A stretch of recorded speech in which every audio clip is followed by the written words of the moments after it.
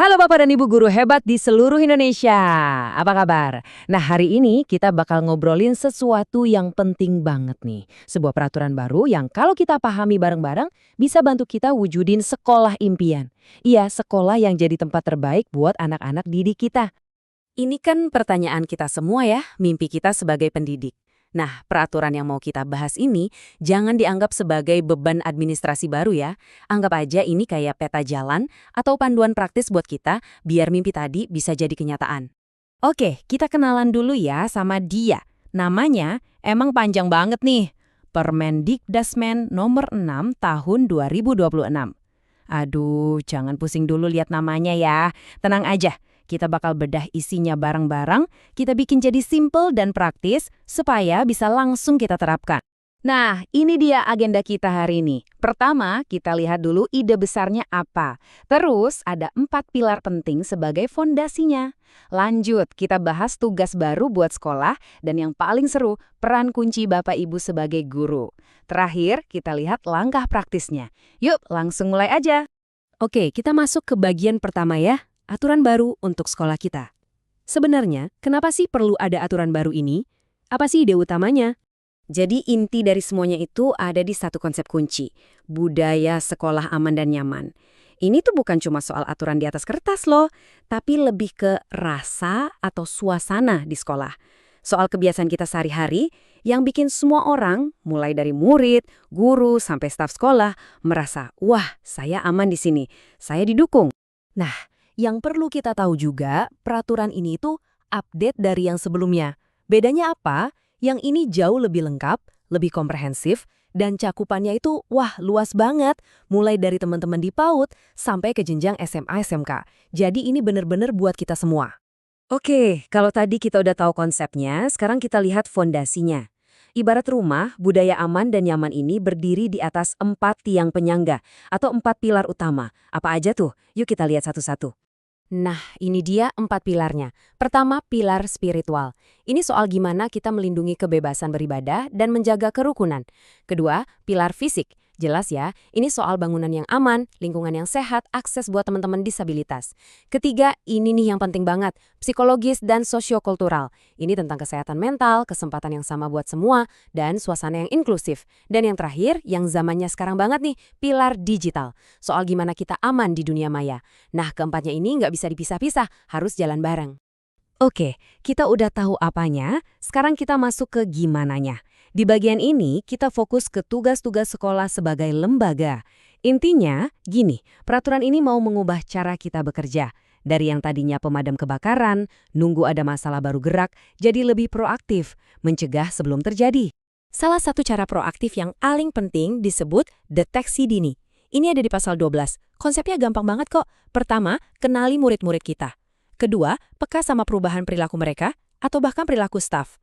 Ketiga, coba deh lihat, ada nggak titik-titik buta atau lokasi rawan di sekolah? Dan keempat yang paling krusial, harus ada tempat mengadu yang aman dan rahasia. Ini semua tujuannya biar masalah kecil nggak jadi besar. Selain deteksi dini tadi, ada juga tugas lain buat sekolah. Dan kuncinya satu, kolaborasi. Contohnya nih, bikin tata tertib itu harus bareng-bareng, ngajak ngobrol semua pihak, bukan cuma dari kepala sekolah aja. Dan ini juga super penting, pastiin semua orang, termasuk anak-anak kita yang berkebutuhan khusus, tahu gimana cara melapor kalau ada apa-apa, dan yang lebih penting mereka merasa aman buat lapor. Nah, ini dia bagian favorit saya, bagian yang ngomongin peran Bapak Ibu guru. Karena peraturan ini bukan cuma buat di atas meja kepala sekolah, justru ini secara khusus memberdayakan Anda semua sebagai ujung tombak perubahan. Perubahan itu dimulainya ya di kelas. Coba deh lihat langsung kutipan dari pasal 18 ini. Di sini jelas banget disebut kalau guru kelas itu adalah penanggung jawab utama kondisi kelas. Apalagi buat teman-teman guru PAUD dan SD. Wow, ini kan pengakuan yang luar biasa ya atas kerja keras Bapak Ibu setiap harinya. Terus, jadi penanggung jawab utama itu artinya harus ngapain lagi? Tenang, sebenarnya ini adalah hal-hal yang saya yakin Bapak Ibu sudah lakukan setiap hari. Menyambut murid di pagi hari, nanyain kabar mereka, peka kalau ada yang lagi nggak beres, jadi orang pertama yang melerai kalau ada konflik. Nah, peraturan ini cuma menegaskan kembali hal-hal kecil inilah yang justru jadi fondasi utama kelas yang aman. Dan ada satu alat keren lagi nih yang dikasih sama peraturan ini, di pasal 19, namanya kesepakatan kelas.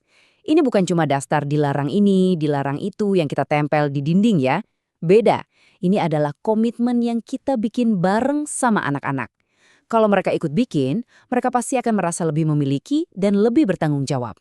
Keren kan? Oke, kita udah sampai di bagian terakhir. Terus gimana semua ini akan dijalankan? Di sini kita akan lihat ada sedikit perubahan struktur dan apa sih yang bakal terjadi dalam waktu dekat. Ada satu perubahan besar nih di strukturnya. Mungkin Bapak Ibu familiar dengan TPPK, tim yang ada di internal sekolah. Nah, sistem yang baru ini namanya Pokja atau kelompok kerja dan ini dibentuknya oleh pemerintah daerah. Artinya apa? Artinya sekolah nggak sendirian lagi. Kalau ada kasus-kasus yang butuh penanganan lebih lanjut, bebannya nggak cuma di pundak sekolah. Ada Pokja yang akan bantu koordinasi dan kasih dukungan. Jadi lebih kuat kan? Terus, kapan ini mulainya? Di pasal 44 disebutin kalau Pemda punya waktu 6 bulan sejak peraturan ini berlaku di Januari 2026 untuk membentuk Pokja ini. Jadi, ya nggak lama lagi kita akan mulai lihat perubahan ini berjalan. Oke, kita udah bahas dari A sampai Z ya, dari ide besarnya sampai detail teknisnya. Tapi kita semua tahu, perubahan yang sesungguhnya itu mulainya dari hal-hal kecil. Jadi, saya mau ninggalin satu pertanyaan buat refleksi kita bersama.